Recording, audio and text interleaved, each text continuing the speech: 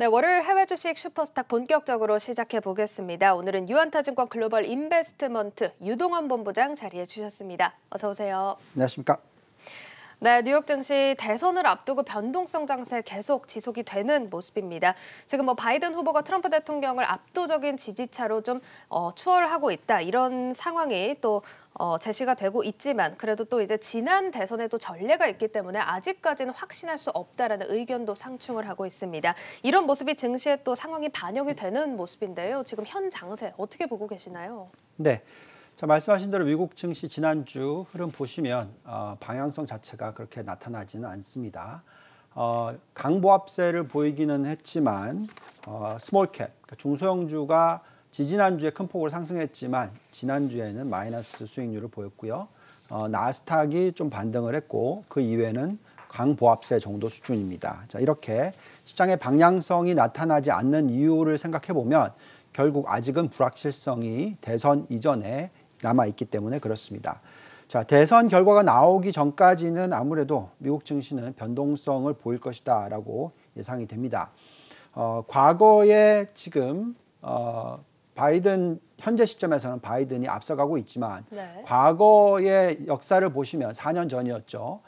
힐러리가 당선이 될 것이라고 예상했던 게 70%가 넘었었는데 네. 실질적으로 뚜껑을 열어봤더니 트럼프가 당선이 됐어요. 그래서 지금 현재 시점에서 이 내셔널 폴을 보면 바이든이 약 한 8에서 10%포인트 정도 앞서 나가고 있어요. 그렇지만 저 수준이 그렇게 높아 보이지도 않고요. 네. 또한 트럼프가 과거에 또 히든 이 지지자들이 있다 이런 얘기도 있어서 정확하게 뚜껑을 열어봐야지 답이 나올 수도 있다라고 생각이 듭니다. 그렇다 보니까 시장의 변동성이 계속적으로 야기가 된다라고 보여집니다. 또한 대선의 결과가 나오기 전까지 추경에 대해서 어떤 확실한 답을 얻기가 어렵습니다. 지금 민주당은 2.2조 달러라고 얘기하고 있고 공화당은 1.8조 달러라고 얘기하고 있고 4천억 달러의 차이가 납니다. 그래서 이런 부분이 전반적으로 시장 변동성을 야기하고 있고 결국 대선이 지나야지만 추경이 통과가 될 거다라는 예상이 듭니다. 또한 코로나19 관련해서 이제 겨울철이 얼마 남지 않았죠. 이렇게 날씨가 추워지다 보니까 코로나 바이러스의 신규 확진자 추이가 큰 폭으로 상승을 하고 있습니다. 글로벌 신규 확진자 수가 자그마치 40만 명이 넘는 숫자가 며칠 전에 나왔습니다. 그렇다 보니까 이런 상황에서는 앞으로의 전반적인 흐름 자체가 변동성이 계속 이어질 수도 있다. 경기 회복이 좀 지연될 수도 있다. 이렇게 판단이 되고 있는 것 같습니다. 네, 이렇게 뉴욕 증시 현재 변수 상황들입니다. 대선, 그리고 이제 추경 관련한 이슈, 또 그리고 코로나 확산에 대한 추이까지 한번 상세하게 진단을 들어봤습니다. 여러 가지 변수 요인들이 좀 상존해 있는 만큼 뉴욕 증시 변동성은 계속될 것이다 이렇게 이야기를 해주셨는데요. 이제 9월 FOMC 회의를 좀 돌이켜 보자면 이제 미국 상하원 그리고 연준에서는 재정 정책이 더 중요하다 이런 발언들이 또 나오기도 했습니다. 그렇지만 사실 재정 정책 통과가 또 지연되면서 앞서 또 이제 통화 정책의 중요성이 다시 또 부각이 되고 있다고 하는데 어떤 이야기인가요? 네, 자 어쩔 수 없죠. 미 연준은 계속해서 할 수 있는 것을 다 하고 있는데, 네, 지금 정부가 재정을 제대로 안 풀고 있다라는 불만을 얘기를 할 수밖에 없죠. 그렇지만 어쨌든 지금 우리가 기댈 수 있는 것은 재정 정책보다는 통화 정책입니다. 네. 그래서 통화 정책 부분을 다시 한번 자세히 짚어봐야 될 것 같습니다. 자, 지금 보시면은 이제 미국의 장단기 금리 차인데요. 아주 안정적인 모습 보여주고 있어요. 0.62%. 네. 어제 보니까 한 0.6 정도까지도 살짝 또 내려온 것 같습니다. 어쨌든 이렇게 안정적인 장단기 금리 차가 유지가 되면 그만큼 유동성이 풍부하다는 것이고요. 저 금리 차가 1.5%포인트 이상으로 올라가야지 하락장이 시작되지 않을까라는 걱정을 하지 현 수준에서는 크게 걱정을 하지 않는다고 말씀을 드립니다. 네. 또한 미 연준의 지금 총 자산 규모 지금 계속적으로 자산을 매입하고 있죠. 지금 숫자가 7.15조 달러, 다시 살짝 하락했던 것이 다시 상승하기 시작해서 전 고점 근처까지 올라와 있습니다. 역대 최고치가 7.16조 달러니까 그렇게 멀지 않습니다. 어쨌든 계속적으로 적극적인 자산 매입을 통해서 시장을 부양하고 있다라고 말씀을 드리겠습니다. 또한 M1 증가율과 M2 증가율 한번 보시면 계속적으로 정말 역대 최고치가 유지가 되고 있다라는 것은 알 수 있겠습니다. 네. M1 증가율이 자그마치 41.8%가 나오고 있고요. M2 증가율은 23.9%, 23.8%가 계속 이어지고 있습니다. 이렇게 24%대의 M2 증가율이라는 것은 그만큼 정말 시장이 올라갈 수 있는 여력은 가지고 있다라고 말씀을 드릴게요.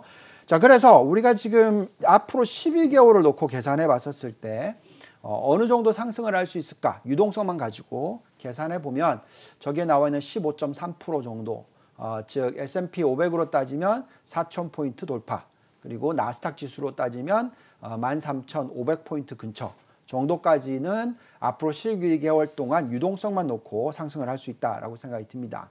또한 마지막으로 짚어봐야 될 이 지표 하나가 더 있는데요.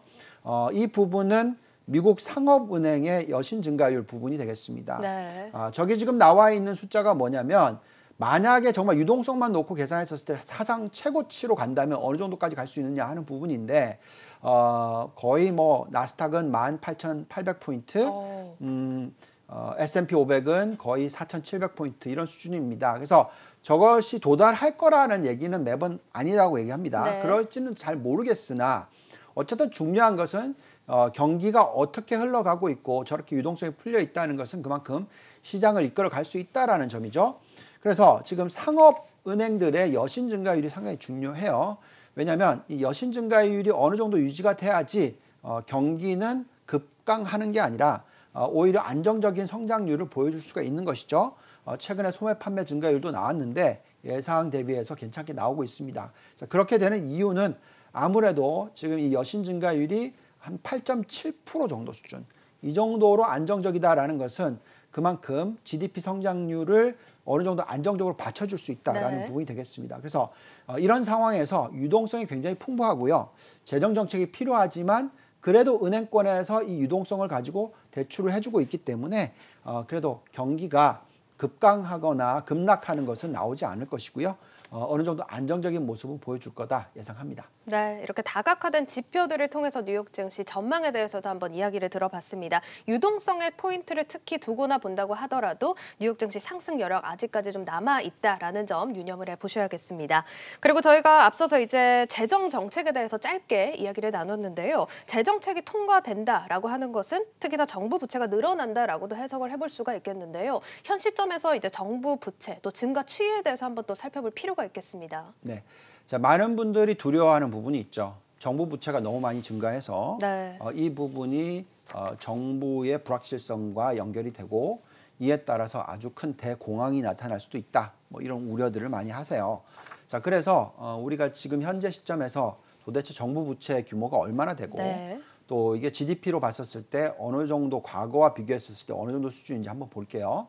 자, 저기 보시면 이제 오른쪽 끝이죠. 지금 현재 시점에서 보시면은 선진국의 전체적인 정부 부채 나누기 GDP 숫자를 보시면 120%를 돌파를 했어요. 네.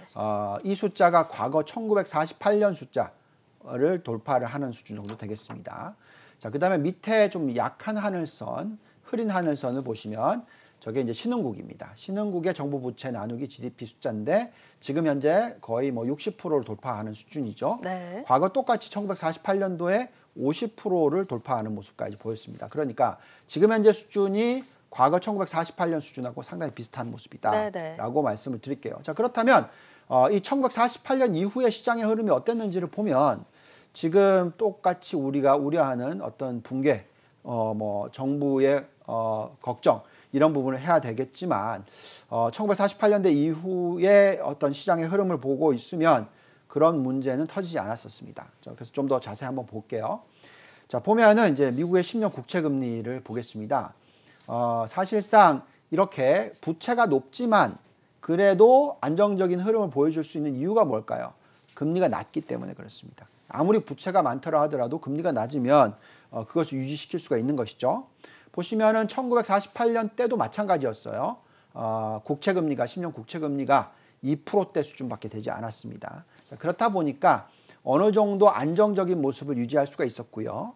그 이후에 이 정부 부채의 규모가 줄어들면서 점차적으로 이제 금리가 상승을 했던 시기가 나타났었습니다. 자, 그래서 금리가 계속 올라가서 1980년대 후반 뭐 1990년대까지 가면 14%까지 급등을 하는 모습 보여주죠. 네. 그렇지만 어쨌든 그 앞부분인 2% 금리에서 한 3, 4% 금리까지는 시장이 계속적으로 좋았었다라고 말씀을 드릴게요. 또한 그때의 어떤 달러 지수의 움직임을 보더라도 달러 지수가 어느 정도의 약보합세를 보여주면서 전체적으로 미국 증시가 안정적이고 상승 추기를 보였다라는 게 중요할 것 같습니다. 자, 보시면 이 다우존스의 흐름을 한번 볼까요? 다우존스의 흐름을 보시면은 가장 부채가 높았던 시기 대비해서 1948년 이후에 그리고 나서 1960년, 1970년대까지 보면 정말 많이 올랐죠. 다우존스가 200 이하에 있던 것이 1000을 돌파하는 모습을 네. 상당히 긴 기간 동안 보여줬었습니다. 즉 증시의 흐름 자체는 아무리 부채가 높다 하더라도 금리가 안정적으로 흘러가고 있고 또 인플레이션 숫자가 안정적으로 흘러가고 이런 상황에서는 증시는 상승 주기를 보여줍니다. 미국의 인플레이션 추이 1948년 때 한번 볼까요? 보시면은 물론 변동성이 큰 폭으로 있기는 했지만 그래도 아주 안정적인 인플레이션 숫자 다음으로 좀 넘겨주시면 한 2%대 정도 수준에서 아주 안정적으로 쭉 변동성이 있고 나서 쭉 이어지죠. 네. 그래서 이런 숫자가 지금도 이어진다고 보시면 돼요. 인플레이션이 안정적으로 가고 있습니다. 그래서 이런 부분을 감안했었을 때 미국의 부채가 상당히 높아지는 건 사실이지만 1948년대에서도 높았지만 증시는 상승했다. 자, 이런 부분을 생각하셔야 될 것 같습니다. 네, 알겠습니다. 이렇게 과거 사례를 통해서 지금 현재 상황에 대한 진단 계속해서 상세하게 들어보고 있습니다. 지금까지 이제 인플레이션에 대한 진단도 상세하게 들어봤는데요. 그럼 이제 글로벌 국가들, 과거의 또 선진국들의 또 흐름을 보면은 지금 이제 미국의 상황을 또 예측을 해볼 수가 있을 것 같은데 영국을 한번 예로 들어볼까요? 네. 자, 지금 우리가 알고 있는 것은 중국과 미국이 싸우고 있잖아요. 그래서 네. G1이 미국, G2가 중국인데 지금 최근에 GDP 규모로는 이제 중국이 올라섰다 뭐 이런 네. 얘기 또 나옵니다. 그래서 과거로 되돌아가 보면 아까 1948년대를 보시면 G1과 G2가 당연히 영국과 미국이었어요. 근데 결국은 나중에는 미국이 G1으로 올랐었죠. 네. 자, 그런 과정에서 그럼 영국의 시장은 어땠고 영국의 부채는 어땠고 영국의 환율은 어땠느냐 그걸 보면 지금 미국이랑 좀 비교를 할 수 있겠죠. 네. 그래서 지금 보시면은 영국 파운드 한번 보시면 상당히 큰 폭으로 절상을 하는 모습 보여줍니다. 그리고 이런 절상 과정에서 FTSE라고 해서 영국의 대표 지수는 어떻게 흘러갔는지 한번 볼까요? 보시면 정말 많이 올랐죠. 네. 그래서 박스권입니다. 저 박스권이 글로벌 부채가 감소하는 구간이었는데 네. 실질적으로 정말로 많이 올랐어요. 그래서 결국 G1에서 G2로 내려앉았다 하더라도 실질적으로 나중에는 엄청나게 폭락장이 올 수는 있으나 그 구간에 부채가 줄어드는 구간에서는 오히려 영국도 굉장히 큰 폭의 상승을 보였다라는 것이죠. 자, 그렇다는 것은 그만큼 미국 증시도 이 구간에 상당히 큰 폭의 상승을 할 수 있을 것이다 라는 예상을 합니다. 또한 사실 이때는 G1과 G2가 바뀌었어요. 그렇지만 이번에 정말로 G1과 G2가 확실하게 바뀔까 하는 부분에 있어서는 저는 정답이 좀 없습니다. 네. 뭐 사실 중국이 정말로 1등 국가로 될지 아니면 미국이 계속 버텨낼지 하는 부분에 있어서는 잘 모르겠고요. 오히려 제가 알 수 있는 것은 이 두 국가가 계속적으로 패권 싸움을 하기는 하지만 정말로 전쟁으로 가는 것은 아니다. 패권 싸움을 하지만 결국 서로를 부양시키고 네. 또 계속적으로 이 두 국가가 전 세계에서 어떤 1등 국가로 자리 잡는 그런 시기로 갈 거다라고 생각이 듭니다. 그렇다면 이 두 국가의 이해관계가 점점 앞으로 좀 풀릴 수 있지 않을까라는 기대 섞인 마음도 가져봅니다. 그래서 앞으로 이런 상황에서는 이 국가들의 장기 집권을 생각한다면 정치가 사회적인 불안으로서 엄청나게 흔들리지 않을 것이라고 예상을 한다면 두 국가의 정부는 서로 손을 잡고 좀 더 나아갈 것이다라는 예상까지도 해봅니다. 네, 이렇게 과거 사례들을 통해서 미국 증시 전망 들어보고 있습니다. 자, 이어서 다음 변수 요인으로는 백신을 꼽아볼 수가 있겠는데요. 지금 현재 연구가 계속되고 있긴 하지만 연말까지 미국에서는 이 코로나 상황의 심각한 상황을 이어갈 것은 좀 의심의 여지가 없어 보입니다. 이런 만큼 이제 하반기 경제 성장률 전망 그리고 이에 대응할 재정 정책에 대한 진단도 한번 들어봐야겠습니다. 네. 자, 코로나19 참 우리가 경험해보지 못했던 경우라고 생각이 들어요. 네. 결국 이 코로나19 때문에 우리가 얘기하는 K자 반등이라고 해서 정말 좋아지는 기업만 좋아지고 중소득층은 정말 안 좋아지는 그런 모습. 그러니까 반등을 하는데 K자 반등인 거죠. 그래서 양반된 그런 모습을 보여주고 있습니다. 그래서 자, 이런 부분이 어디에 확연하게 나타나는지 데이터를 좀 보면은요. 월드 이코노믹 포럼이라는 데서 나왔던 자료가 있습니다. 지금 자료를 보시면은 지금 파란 선과 빨간 선이 있죠. 네. 예, 저게 파란 선이 뭐냐면 재정을 가지고 어느 정도로 시장을 부양시키는지. 네. 그래서 시간 가치로 놓고 봤었을 때 노동적인 부분을 놓고 봤었을 때 어느 정도까지의 재정이 쓰여지고 있는지가 나오는 것이고요. 그다음에 빨간 선은 실질적으로 어느 정도의 노동 시간 손실이 일어났는지를 보는 거예요. 자, 그래서 제일 위에 꼭대기를 보시면은 전 세계의 숫자인데요. 전 세계 숫자를 보시면은 한 4.3%가 재정으로서 커버를 하고 있는데 실질적으로 시간 손실이 일어난 것은 11.7%나 된다. 자, 그러니 결국은 아직까지는 더 적극적인 재정을 써야 된다라는 거죠. 자, 그런데 여기서 재밌는 숫자는 그 바로 밑에를 보시면 이 숫자는 하이 인컴이라고 해서 고소득층을 본 숫자입니다. 근데 보시면 파란 선이 오히려 더 그렇네요. 높아요. 네. 그만큼 고소득층 이런 쪽은 훨씬 더 시간 손실이 없다라는 겁니다. 그래서 이 재정 부양이 또 굉장히 긍정적인 요소로 작용을 하고 있다라는 겁니다. 그래서 이렇기 때문에 K자형 반등이 나타날 수밖에 없는 그런 상황이 일어나고 있습니다. 즉 앞으로의 어떤 물가 상승률이 얼마나 치고 올라가느냐에 따라서 결국 통화 정책이 빠르게 바뀌느냐 안 바뀌느냐 하는 부분이 되겠는데 재정을 적극적으로 지원하지 않는 이상 아마도 통화 정책 자체만 가지고는 물가 상승률이 크게 빠르게 올라가지 않기 때문에 계속적으로 통화 정책을 풍부하게 유지할 거다라고 생각이 듭니다. 네. 자, 세계 시간 손실 예상치를 놓고 보더라도 지금 앞으로 4, 4분기에 회복을 할 거라고 예상을 하고는 있습니다만 그래도 계속적으로 마이너스 숫자고요. 이렇게 될 수밖에 없는 이유는 그만큼 경기 부양 부분에 있어서 재정 정책이 쓰여져야 되는데 아직까지 미흡하기 때문에 그렇다라고 말씀을 드리겠습니다. 자, 네. 그렇다면 이런 모습이 나온다라는 것은 그만큼 환경적으로 놓고 봤었을 때 아마도 K자 반등이 계속 이어질 수밖에 없다. 그래서 결국은 이 성장주들, 대형주들 이런 쪽의 위주의 투자가 중요해지고요. 재정을 정말 많이 풀어야지만 중소득층, 그다음에 또 이 경기 민감주들 이런 쪽에 큰 폭의 회복이 있을 수가 있습니다. 그래서 그런 부분은 재정을 봐가면서 판단을 하셔도 될 것 같다라고 말씀을 드립니다. 네, 이렇게 상세한 진단 들어보고 있습니다. 이번에는 미국 시장에서 좀 벗어나서 글로벌 시장, 중국 시장에 대한 진단도 한번 들어보겠습니다. 3분기 GDP가 발표가 됐습니다. 시장 예상치는 밑돌았지만 성장성은 계속해서 보여주고 있는 중국 경제 상황인데요. 중국 증시에 대한 그동안의 좀 보수적인 입장에 좀 변화가 있다고 들었습니다. 어떤 요인에서인가요? 네. 전반적으로 변화라기보다는 중국은 계속적으로 G2로서 또 혹은 G1으로 올랐을 가능성 이런 부분을 다 감안을 했었을 때 우리가 중국의 비중을 아예 없애는 것보다는 지금 현재 시가총액으로 계산했었을 때 중국의 비중이 GDP의 약 한 11% 전체적인 시가총액이 전체 글로벌 시가총액의 중국이 차지하는 비중이 한 11% 정도 됩니다. 근데 GDP는 중국이 20% 넘게 차지하고 있잖아요. 자, 그렇다 보니까 이제 괴리가 있다라는 거죠. 그래서 적어도 중국의 투자 비중은 전체 시가총액의 한 10% 이상은 유지해야 된다라고 말씀을 드리고 있어요.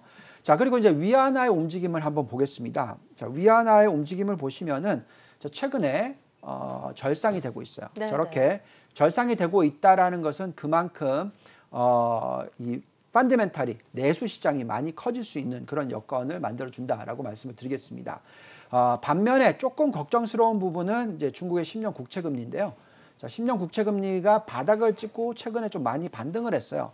자, 금리가 올라가는 것은 시장에 안 좋은 효과죠. 자, 그래서 이런 부분을 감안했을 때는 모든 중국 주식을 다 사면 안 됩니다. 대신에 그래도 전체 시가총액으로 계산하면 10% 이상. 네. 그리고 글로벌 이 경쟁력으로 놓고 봤었을 때 시장 점유율이 유지가 되고 있는 기업들 또는 업종들을 들여다봐야 됩니다.